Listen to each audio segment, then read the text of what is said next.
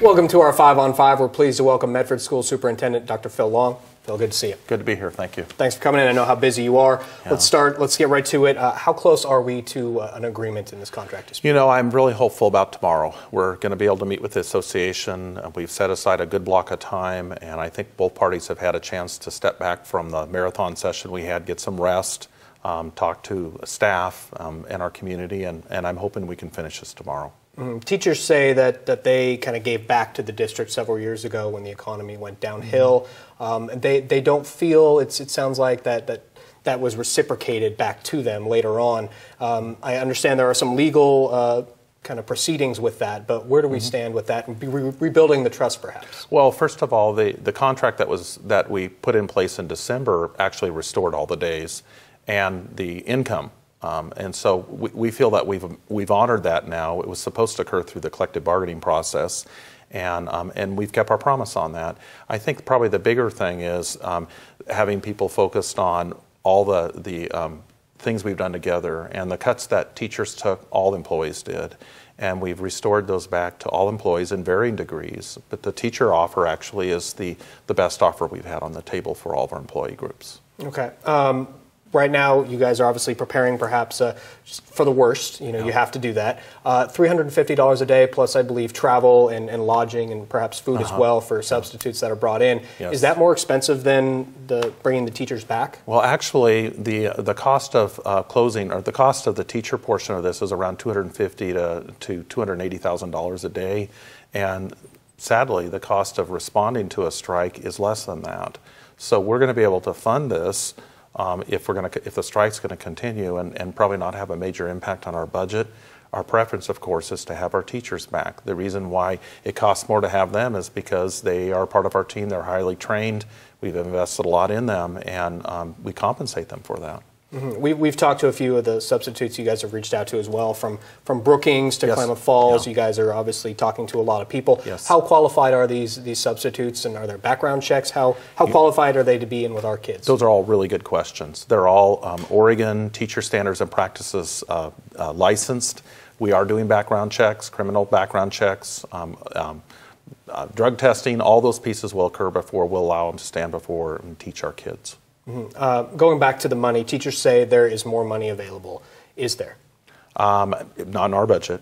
You know, in other communities, there are local options, things like that help bring resources.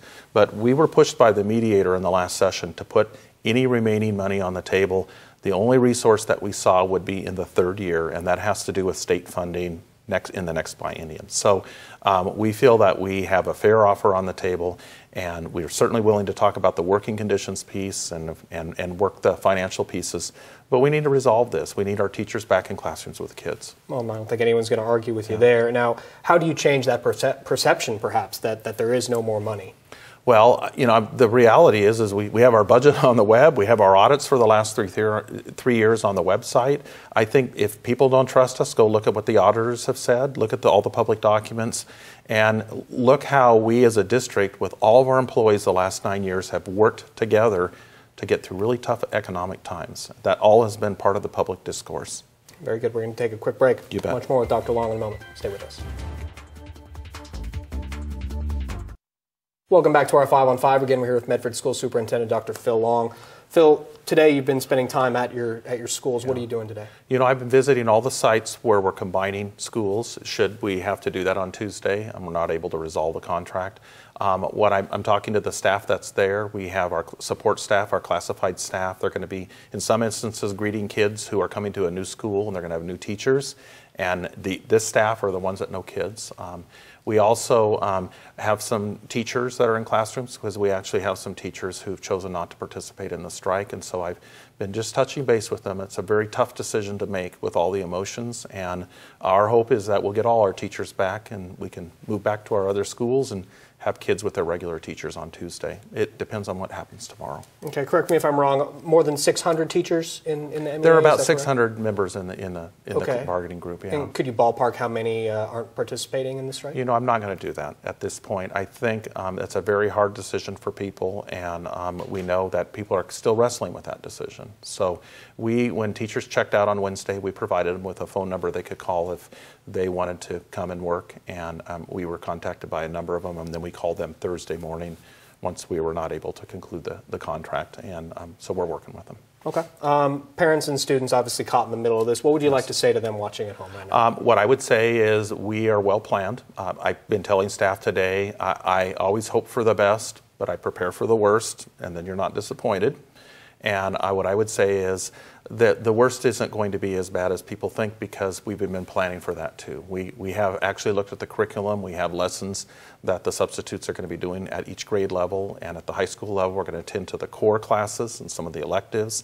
We just need kids to come back to school on Tuesday no matter what, because we need to continue their education. They need a full year of school, and that's our commitment. Mm-hmm. Hope for the best, prepare for the worst. Certainly understand that. Yeah. How confident are you that something can be done tomorrow? Well, I'm not the one person who makes the decision, but Sure. I certainly know we've tried to be open on what's available or what the options are, and I'm going to put all my energy into that. I gave it 22 hours a couple of days ago, and we're going to try to get this done. Your contract, I believe, is up in June, correct, with Medford Schools? You know, it is. I actually announced my retirement in August, and wanted to give the board a year to think about how they would go about selecting a new superintendent and talk to the community about it. So June 30th is my last day. So how is this affecting you personally? This is your baby, if you will, and this is a difficult time right now in your last few months. I'd have to put it in perspective. This is my 30th year with the school district, so I have a much longer perspective maybe than many superintendents. This district, it has been a blessing to serve in this community, and I look back over the totality. This is a hard spot, but it's not a measure of what this community is about and this district's about. So this is going to end. We'll have kids back in school and teachers back, and we're going to finish strong this year. I certainly think everybody can agree on that. Good to see you. Thank you very much. Kindly. Appreciate it. Stay with us. We'll be right back.